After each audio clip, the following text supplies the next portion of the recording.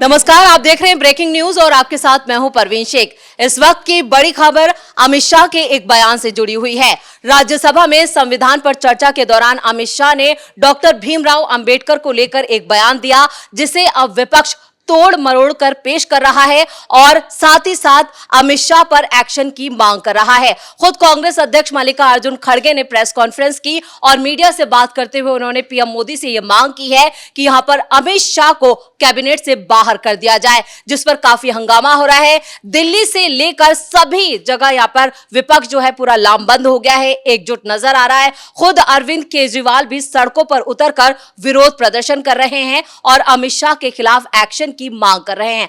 आखिर क्यों यहां पर विपक्ष जो है वो पूरा एकजुट है और ऐसा क्या कह दिया अमित शाह ने? इस पर ज्यादा जानकारी के लिए मेरे साथ जुड़ रहे मेरे सहयोगी अखिलेश। ऐसा क्या कह गए अमित शाह जिस पर विपक्ष लामबंद हो गया है, एकजुट हो गया है? देखिए, केंद्रीय गृह मंत्री अमित शाह के बयान के दौरान जो उन्होंने भाषण दिया, उस भाषण का तकरीबन 15 से 19 सेकंड के बीच का एक वीडियो एडिट करके सोशल मीडिया पर कांग्रेस के साथ साथ विपक्षी दल के जो गठबंधन के लोग हैं वो पूरी तरीके से सोशल मीडिया पर शेयर कर रहे हैं और यह जाहिर करने की कोशिश कर रहे हैं कि अंबेडकर को लेकर केंद्रीय गृह मंत्री अमित शाह ने यह कह दिया कि भाई आप भगवान का नाम उतना अधिक लीजिए जितना आप अंबेडकर का नाम ले रहे हैं, उससे अधिक अगर आपने भगवान का नाम लिया होता तो आपको स्वर्ग मिल गया होता। इसी को लेकर लगातार विपक्ष इंडी गठबंधन खास करके केंद्रीय गृह मंत्री अमित शाह के ऊपर हमलावर हो चुका है और इसको लेकर सिर्फ दिल्ली में ही चर्चा नहीं हो रही है बल्कि यूपी की सियासत भी इससे अछूती नहीं है। अगर हम पश्चिम बंगाल की तरफ जाएं तो वहां भी टीएमसी प्रमुख जो हैं वो भी इससे अछूती नहीं है।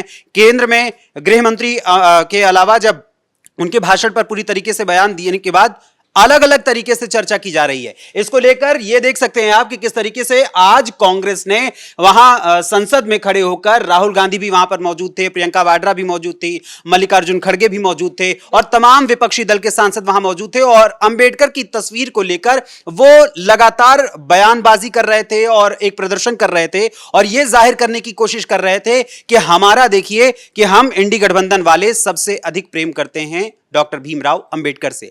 लेकिन सत्यता को कुछ और ही तरीके से पेश करने की कोशिश इन्होंने की है और केंद्रीय गृह मंत्री अमित शाह ने सबसे पहले क्या पूरा बयान दिया था वो जनता को सुनवाना जरूरी है। उसके बाद इस पर बताएंगे कि आखिर राजनीतिक रूप से इस पर क्या कुछ बयान आ रहा है। सबसे पहले तो आप देखिए अमित शाह का वो पूरा का पूरा बयान। मान्यवर, अभी एक फैशन हो गया है, अंबेडकर अंबेडकर अंबेडकर अंबेडकर अंबेडकर अंबेडकर। इतना नाम अगर भगवान का लेते हैं तो 7 जन्मों तक स्वर्ग मिल जाता। अच्छी बात है ना? सुनिए तो, सुनिए ना, आप सुनिए ना, मैं बताता हूं। हमें तो आनंद है कि अंबेडकर का नाम लेते हैं। अंबेडकर का नाम अभी 100 बार ज्यादा लो, परंतु 7-8 में अंबेडकर जी के प्रति आपका भाव क्या है ये मैं बताता। मान्यवर, अंबेडकर जी को देश की पहली कैबिनेट से इस्तीफा क्यों दे दिया? अंबेडकर जी ने कई बार कहा कि अनुसूचित जातियों और जनजातियों से हुए व्यवहार से मैं असंतुष्ट हूं, सरकार की विदेश नीति से मैं असहमत हूं और आर्टिकल 370 से मैं असहमत हूं। इसलिए वो छोड़ना चाहते थे। उनको आश्वासन दिया गया, आश्वासन पूरा नहीं हुआ। उन्होंने इग्नोरेंस के चलते इस्तीफा दे दिया और एक श्री BC रॉय ने पत्र लिखा कि अंबेडकर और राजाजी जैसे 2 महानुभाव मंत्रिमंडल छोड़ेंगे तो क्या होगा।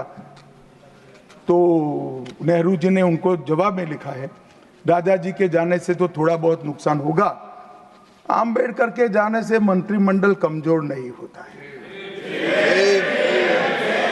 मान्यवर, ये विचार जो खड़गे जी कह रहे हैं ना, क्या आपत्ति है? जिसका विरोध करते हो उसका वोट के लिए नाम देना है, कितना उचित है? क्योंकि अब अंबेडकर जी को मानने वाले पर्याप्त संख्या में आ गए हैं, इसलिए आप अंबेडकर अंबेडकर कर रहे हो। मान्यवर, मुंबई के मेयर ने एक पत्र लिखा था कि मऊ में अंबेडकर जी का स्मारक बनाना चाहिए। मऊ में जो अंबेडकर जी का जन्म स्थान था, सुझाव लिखा। उन्होंने कहा आमतौर पर स्मारक निजी पहल से बनाने चाहिए। यदि सरकार किसी प्रकार की सहायता करती है तो वो उचित नहीं होगा। उनके कितने स्मारक बने साहब?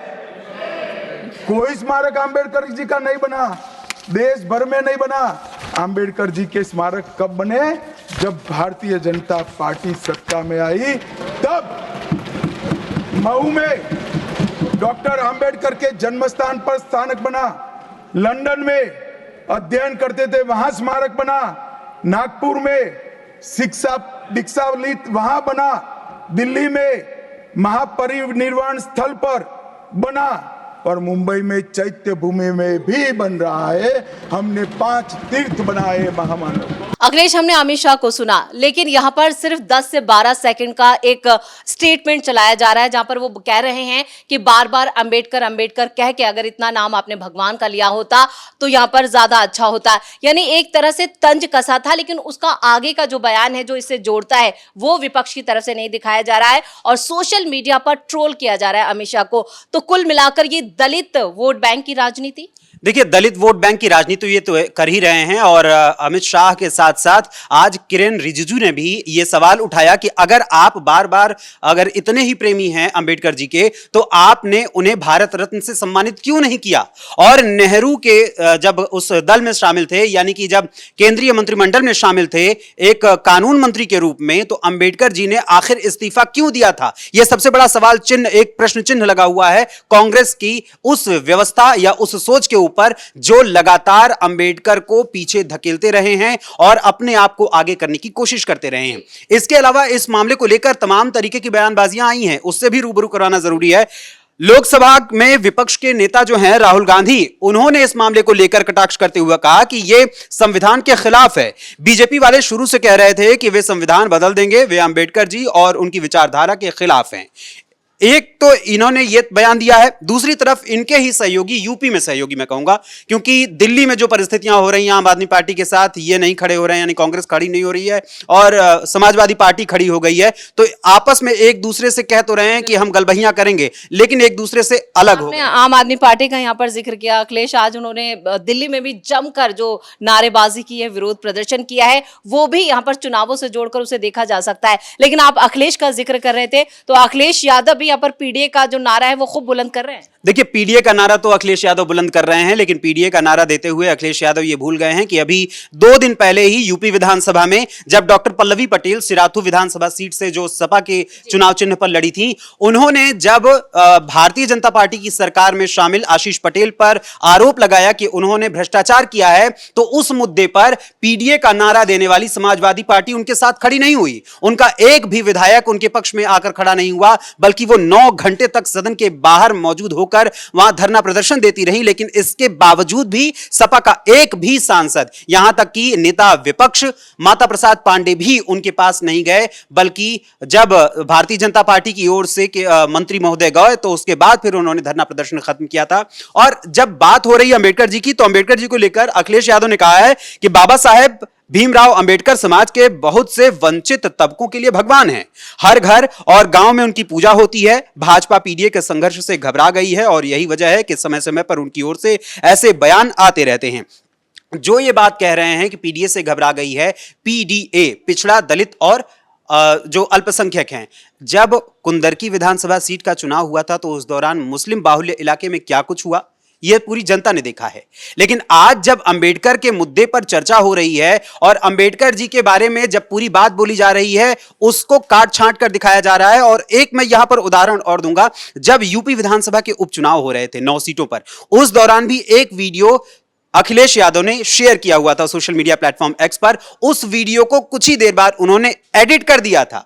वो वीडियो एडिटर बन गए थे, क्रॉप करने वाले बन गए थे कि भाई किसी भी तरीके से हम, जैसे सोशल मीडिया पर लोग अलग अलग तरीके से वीडियोस अपने वायरल करते हैं, अपनी वीडियोस डालते हैं क्रॉप करके, उसी तरीके से हम भी वीडियो एडिटर बन जाएं और एक नया धंधा अपना शुरू कर दें। वही इस बार फिर से शुरू करने की कोशिश की गई है। उन्हीं के इस काम को, समाजवादी पार्टी के काम को कांग्रेस भी आगे बढ़ाने का काम कर रही है। लेकिन इस बीच पीएम मोदी की तरफ से भी अमित शाह का बचाव किया गया है। पूरा वीडियो यहाँ पर खुद पीएम मोदी ने जो है वो सोशल सोशल मीडिया पर साझा किया अपने एक्स अकाउंट से। तो कह सकते हैं कि एक तरह से विपक्ष की जो रणनीति थी अंबेडकर किसके हैं उसे हासिल करने की, जो क्योंकि यहाँ पर हर कोई पार्टी ये दिखाना चाह रही है, चाहे फिर वो बीजेपी हो, कि वो सबसे बड़े अंबेडकरवादी हैं। देखिए, अंबेडकर जी की जो आज चर्चा हो रही है, ये मूल रूप से चर्चा तब से शुरू हुई थी जब काशीराम की एंट्री हुई थी भारतीय पॉलिटिक्स में। उसके बाद से, काशीराम के आने के बाद से अंबेडकर जी की चर्चा जब जोरों से होने लगी, तब यही कांग्रेस उस झंडे को लेकर चलने लगी, जिस झंडे को यह दिखाने की कोशिश की कि हमने तो भाई हमेशा अंबेडकर जी को आगे रखा है। लेकिन सवाल खड़ा हो जाता है, अगर अंबेडकर जी को आपने आगे रखा है, उनकी बात का मान सम्मान किया है, उनकी बातों पर अमल किया है, तो आपके ही मंत्रिमंडल से क्यों अंबेडकर जी ने उस समय इस्तीफा दे दिया था जिस समय वो वहां पर बनाए गए थे कानून मंत्री? तो ऐसी परिस्थिति में साफ तौर पर जाहिर होता है कि ये पूरी की पूरी एक पॉलिटिक्स रची जा रही है और एक सोची समझी रणनीति के तहत जनता के बीच भ्रामक संदेश पहुंचाया जा रहा है और क्रॉप करके वीडियो को फैलाया जा रहा है। केवल और केवल आपको 15 से 19 सेकंड के बीच का वीडियो दिया जा रहा है, जबकि असल वीडियो को अभी हमने आपको दिखाया। इस वीडियो को सुनने के बाद भी आप खुद अनुमान लगा सकते हैं कि आखिर इंडी गठबंधन, खास करके समाजवादी पार्टी और कांग्रेस की ओर से, और इसके अलावा टीएमसी, आम आदमी पार्टी और अन्य विपक्षी दलों की ओर से आप सबके बीच आखिर किस तरीके का भ्रामक संदेश फैलाया जा रहा है। चलिए, इस तमाम जानकारी के लिए बहुत बहुत धन्यवाद।